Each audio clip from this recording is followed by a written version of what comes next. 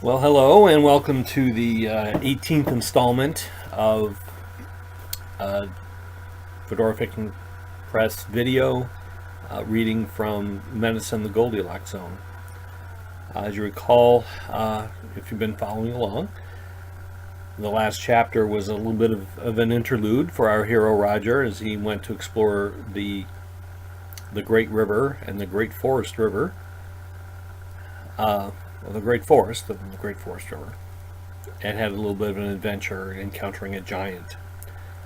And so we'll read the last few paragraphs to kind of get in the mood and proceed with chapter 18. So we leave as Stout Branch is saying, "That was astonishing," he says finally, once Roger has made the final adjustments to his hood and goggles.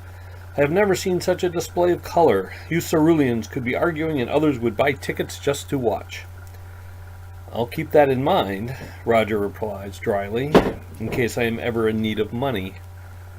"Well, in any case," Stout Branch says, evidently embarrassed by his own effusiveness, "I thank you. That was a courageous and resourceful course of action." "I'm just glad it worked," Roger responds.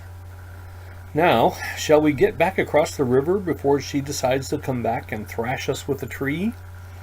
"Yes," Stout Branch says, and without further ado, moves across the bridge. Chapter 18. Now Voyager. Strongbow. Well, I did it again. Strongbow, much to Roger's surprise, accepts the counter offer of 2,500 credits per kilo and the 5% commission without further quibbling. "Perhaps," Broadtrunk opines when he is informed, "it dawned on him that you have friends in high places." "Well, it does make me wonder if I could have got more for it," Roger replies, "but the deal is done." The deal being done means that the crew is taking the freighter up to the Rotvine as it carries more fuel than the shuttle. And this, coupled with the sale of the nectar gel, means that Roger no longer has the cozy privacy screen afforded by the freighter and the shipping containers. Indeed, he has to move his shelter off its original site so that it is not interfering with the freighter's comings and goings. He is more than ready to begin the next leg of their journey, and says so at a shift change. "You shall have your wish in a day or two, Admiral," Forge Dam assures him. "The Rotvine will take 2 more loads of fuel and will be then ready." "I take it the engines checked out all right?" Roger asks Broadtrunk. "To the extent we are able to check them," the exec replies. "There's nothing like an actual voyage to truly test the vessel." "There's nothing like a long voyage to truly test a person," Roger thinks to himself. It occurs to him that his impatience with the preparations is not due to an eagerness to return to space, where he would face another 90 days of idleness. No, he realizes his impatience is due to his desire to be, as Burroughson put it, done. The trip to the Great Forest and the Great Forest River may have temporarily soothed him, but the relief was fleeting. He longed to complete their mission and return home. So it is with no great relief that Roger is strapped into the shuttle with the cargo for the last trip to the Rotvine. He had made a farewell gift of nectar fruit and a kilo of sea salt to Stout Branch, wishing him the best in his ascension to chieftain. Indeed, there had been no great parting feast the night before their departure, so bittersweet were the circumstances. The trip to the Rotvine is uneventful, the usual shaking and pressing followed by the sudden cessation of both. A solid shudder indicates the shuttle has docked, and Nourdam, the pilot, and the only other person on board, comes back to help Roger unstrap himself. "Now mind the zero gravity, sir," she admonishes as she helps him free himself from the constraints. "Yes, yes," Roger replies. "Use the grips and rails." "I know." They are met at the airlock by Gatherdam and Fordson, who allow them off before boarding the shuttle to retrieve the last of the cargo, which consists primarily of Roger's belongings. As she had on the freighter, Nourdam guides Roger through another set of doors to the interior and the walkways, escorting him to his cabin. "Wait," Roger says as she ushers him in. "You didn't show me where the necessary room is." She looks startled at first, then crinkles her eyes in amusement. "Every cabin has its own, sir. Not that you need it." "No, you're right, I don't." He eyes the accommodations. The room is much bigger than his on the freighter, and there is even a porthole, which currently provides Roger with a view of Arborea. Something suddenly occurs to him. "I thought we were to have gravity on this vessel, Nourdam. Why aren't we rotating?" "The exec wants all power dedicated to the engines until we are free of Arborea's gravity," she explains. "Something about not taking on too much at once.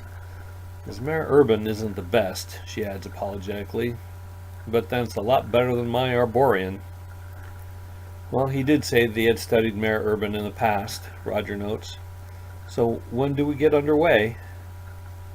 "We were underway as soon as we docked," Nourdam replies. "But I still see Arborea out there." "We are circling the planet to gain velocity. It was Peregrine's idea. Something about a gravity slingshot. She says it will help us conserve fuel." "Well, there's no fuel on Kryptos," Roger notes dryly, "so whatever we need to do." He pauses thoughtfully. "Say, speaking of Peregrine, where is she? I haven't seen her for days." "She and the captain have been making modifications to the freighter. I assume that's where they are now." "Modifications? What kind of modifications?" "I don't know for certain, sir, but they are probably installing those devices they've been working on." "Oh, yes, of course. Well, thank you, Nourdam. I've kept you from your duties long enough." "You are welcome, sir. Good watch, sir." "Good watch to you, too." Nourdam no sooner leaves than Gatherdam and Fordson arrive with his belongings. He has them place the nectar gel, fruit, and sea salt along one wall where there are fixtures to secure them. "That," he says to Fordson, who is carrying the gill-flushing device, "can go in the necessary room." It is the second watch, and a voice seems to be coming from everywhere. "Attention, everyone," it reverberates through the vessel. "We will be initiating artificial gravity in 10 minutes. Please secure all loose cargo and personal belongings, then find yourself a comfortable spot. We're not sure how this is going to go." Roger, standing at his porthole, contemplating the star-strewn view where not long before Arborea had loomed large. He looked around casually, not expecting to find anything loose, as belongings tend to drift off to odd places in zero gravity, then climbed into his sleeping platform to wait. "Admiral?" It was the voice coming from a speaker on the wall near the door. "Are you there?" "Yes, You need to press the green button to speak back to me, then let it go to listen." Roger climbs off his platform to push the green button. "Yes, I am here. Who is this?" "Forged him." "Is all secure in your cabin?" "Yes, well, all was secure until you contacted me. Now I am not secure." "All right, go back to bed. We'll be initializing shortly." Roger complies, and soon the voice returns. "All sections report secure. Initializing in 3, 2, 1. Roger waits. Nothing happens. He expects a jolt, a shudder, something to indicate that the massive passenger section is now rotating. But nothing. He waits some more. Nothing. Finally, in exasperation, he pushes off from his bed toward the door and tumbles, albeit gently, as if in slow motion, to the floor. He rights himself easily, grateful for the lack of witnesses, and looks out his porthole to see the stars slowly scrolling by. He steps out of his cabin into the walkway. From somewhere over his head, a voice calls to him, "Mr. Roger!" At first he looks up and down the walkway and sees no one. The goggles once again indicate someone calling him from above. He looks up and sees Lauterson and Gatherdam apparently upside down on another walkway, waving to him.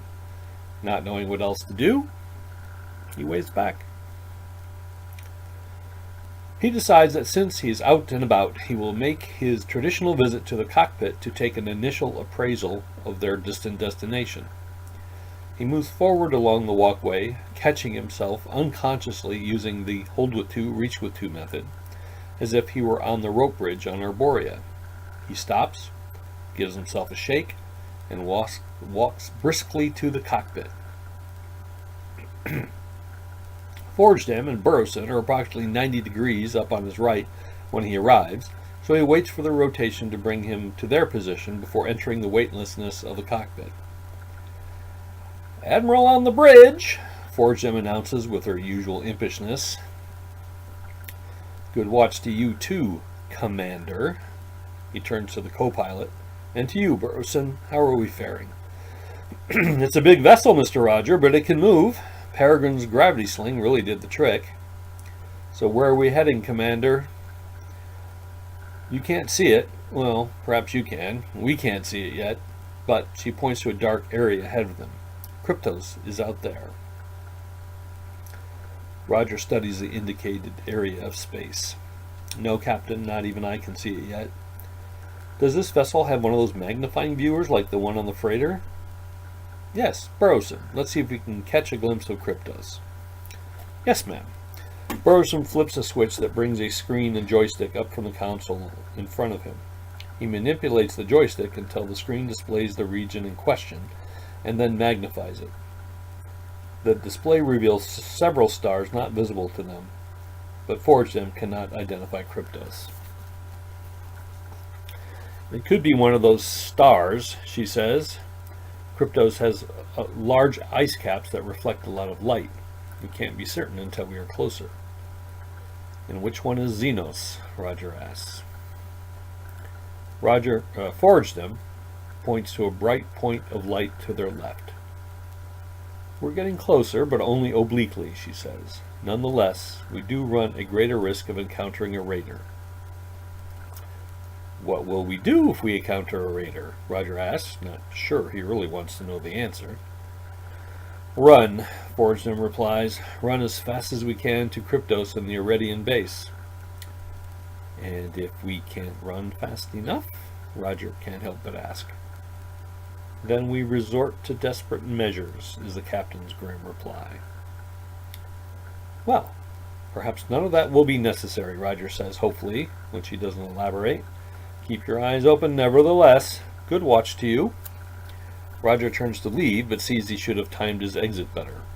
The next walkway to align with his position on the cockpit was still over his head, and he spends a few awkward moments waiting for it. "Good watch, Mr. Roger." "And to you, Burrowson." "Good watch, Admiral." Yes, good watch." The walkway finally aligns with the cockpit, and Roger steps back into gravity with some relief. He makes his way along, intending to return to his cabin, when he realizes he is on the wrong corridor and that his cabin is likely somewhere overhead. He continues walking, intending to take one of the intersecting walkways, when he remembers the incident on the Iridian cruiser. He looks back at the cockpit. The captain and first officer are facing away from him, looking out into the stars. He looks aft on the walkway and sees no one. He goes into a deep crouch and jumps straight up.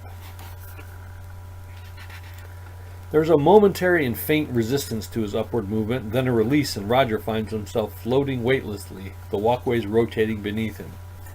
The perspective is a bit disorienting, but he is sure the walkway coming beneath him is the one he wants, and so extends his legs toward it. He begins to drift down with increasing but still deliberate speed when he realizes that once again his timing is off. He strikes a cabin door, caroms off of it, and bounces against the wall on the opposite side before landing on his back on the walkway. He was remarking to himself at how surprisingly painless the experience was when he sees Peregrine peering over him. "Are you all right, my dear? What happened?" "I'm fine," Roger says shortly, righting himself. "I was just having a bit of fun." "I see," Peregrine says, but from her expression, Roger can tell she doesn't see. "Where have you been?" Roger asks, mostly to change the subject. "I haven't seen you at watch changes." "Oh," Peregrine says, looking at the floor. "I've been reviewing my information, trying to prepare for any contingency." "Have you heard something? Have there been developments?" "Oh, no," Peregrine assures him. "The catastrophe we fear has not occurred, at least as far as I know." Her effort to compose her features into a pleasant expression is obvious. "I am simply anxious to get to Kryptos and be done." "As am I," Roger admits wearily. "You were right to warn me that this journey would be tiring."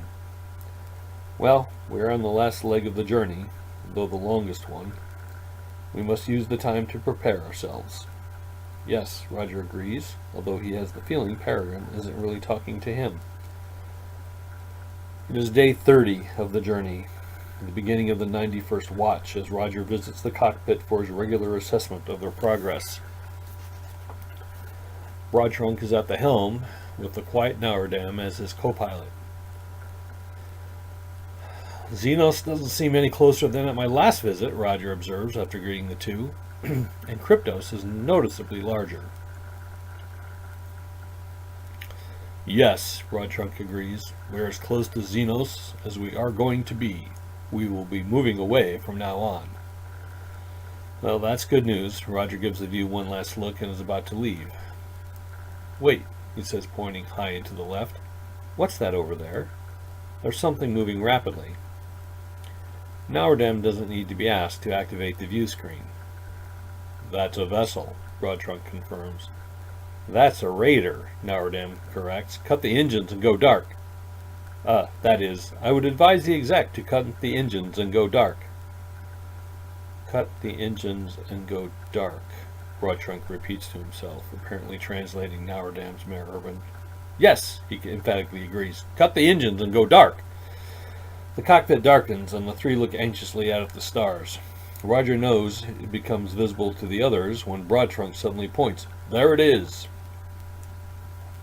The small point grows larger as it speeds toward them on what is evidently an intercept course. As it approaches, however, it makes no adjustment for the Rotvine's reduced velocity, and it is soon apparent that it has no intention of molesting them. The three watch, frozen in anticipation, as the vessel passes a good distance in front of them and continues on its way, speed unabated. Forgedem appears in the cockpit just as Broadtrunk and Nourdam are releasing long-held breaths. "What's happening? Why have we gone dark?" "A raider," Nourdam says simply, pointing to the receding vessel. "What?" Forgedem exclaims. "Are you sure?"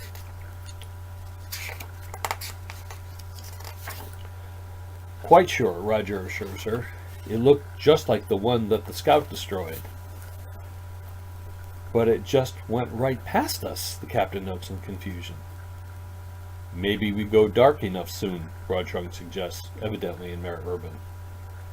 "Maybe," Forgedem says, although skeptically. "Fire up the engines to full, but stay dark. We don't want to attract their attention if they have overlooked us, but we want to be long gone in case they decide to come back." "We'll burn many fuel at full power," Broadtrunk notes. "Yes, I'm aware of that, exec, but we'll have a little use for fuel if we never get to Kryptos." She turns to Nourdam. "Keep the view screen open and use it to conduct wide surveillance. That was too close for comfort. I want as much advance warning as we can get if another raider comes our way." "Yes, ma'am." Roger waits with Forgedem for a walkway to align with the cockpit. "These raiders were unheard of 50 years ago," Forgedem muses, "and they attacked anything they saw. Now they're getting picky. It doesn't make any sense." "Has anyone tried communicating with the Xenosians?" Roger asks. "The Iredians have, of course, as they did with our planets. They conducted high-altitude surveys and monitored Xenos for radio transmissions. As far as I know, they haven't detected any use of electromagnetic radiation of any kind. As for their surveys, they were conducted 100 years ago, and my understanding is that they showed Xenos society to be practically pre-industrial and violently tribal, so the Iredians made no attempt to contact them at that time. Then, when the raiders appeared, they sent a diplomatic mission that was immediately attacked and destroyed. Perhaps it was a defensive reaction, Roger suggests. Perhaps, the captain replies doubtfully, but the Xenosians have made no attempt to communicate. They simply attacked every vessel they've seen. That is, until today. It's hard to imagine a society so xenophobic and violent, Roger says sadly. Perhaps it is for you, Voyager says ruefully. Mara Urba certainly had its growing pains. What's harder to imagine is how a warring society went from being pre-industrial to being capable of interplanetary space travel in only 50 years. The walkway they waited for arrives, and they step into gravity together. They walk in silence for a few steps along the darkened corridor, and then Voyager changes the subject. Have you told the crew about the Iredian trick of jumping out of the gravitational field? No, Roger says, not meeting her gaze. Captain says. They must have figured it out for themselves then. Well, Roger feels compelled to admit, they might have seen me doing it. Forgestem stops walking and looks at Roger in resigned amusement. They might have seen you doing it? Again, Roger doesn't meet her eyes. Yes. How often have you done it? He still doesn't meet her gaze. Every day it helps me deal with the claustrophobia, Forgestem finishes for him. Yes. I'm sorry, Captain. Has it caused a great many problems? No, she admits. It's just very disconcerting. She draws a deep breath and lets it out. Well, if the Admiral's doing it, I can't very well tell the crew they can't. She walks on a few steps. Good watch, Admiral. I'm going back to bed. Of course. Rest well, Commander. It is the 93rd watch, and the Rotvine goes dark. Roger hustles to the cockpit to find out why. There he finds Burrowson on the view screen and Forgestem scanning the stars to the upper right. What is it? Roger asks. Another raider? We don't know yet, the captain informs him. Burrowson caught a glimpse of something, but he can't seem to find it again. The three stare at the view screen as Peregrine arrives. What's happening? She asks. Burrowson thought he saw something, Roger explains, but we can't find it again. There it is! Roger points to a small object on the screen. Magnify that, please, Burrowson. It is magnified, sir. That's as big as I can make it. Whew, it's too small to be a raider, then, Forgestem concludes with evident relief. Yes, but what is it? Roger asks. It's coming our way quite rapidly. Burrowson has to adjust the view screen, but it is obvious that the object is growing in apparent size. It is only a few minutes before its details become visible. What is that? Burrowson asks in his exasperated wonder. The object appears to consist of a parabolic dish that reminds Roger of Peregrine's weapon. The dish is evidently attached to an octagonal body that has two long, boom-like arms attached at right angles to the parabolic dish and each other.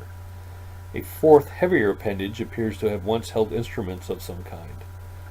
The main body also features a circular gold emblem.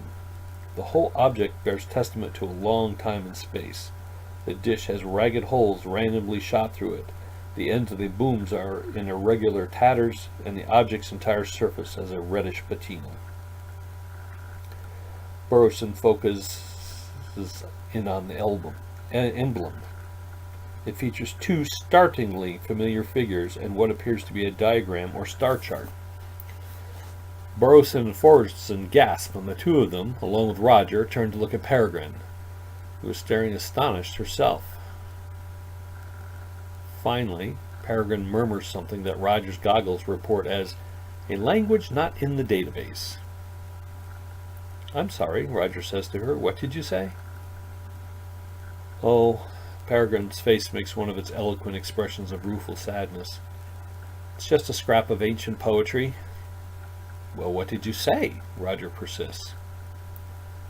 Well, I'm not sure how well this will translate. Peregrine pauses thoughtfully for a moment. The unspoken need by life and ground, no, land, she says slowly, never given, now traveler or explorer, go by sea ahead to search and discover. She makes one of her eloquent gestures of helplessness with her hands and shoulders. Something like that. But what is that? Burrowson asks again, but of Peregrine specifically this time. It's a message, she replies, but not for us. How do you know? Forsham asks. Because I know who sent it. Who? Roger asks. Very hopeful and very naive people, Peregrine replies sadly. Let it go. It's all that's left of what was good in them.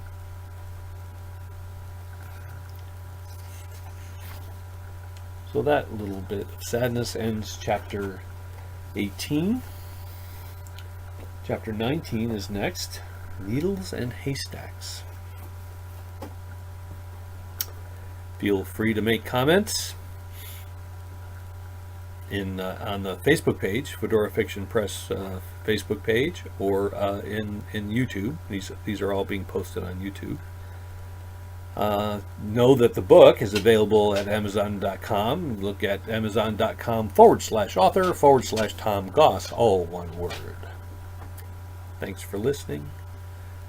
We will see each other next time for chapter 19. Bye.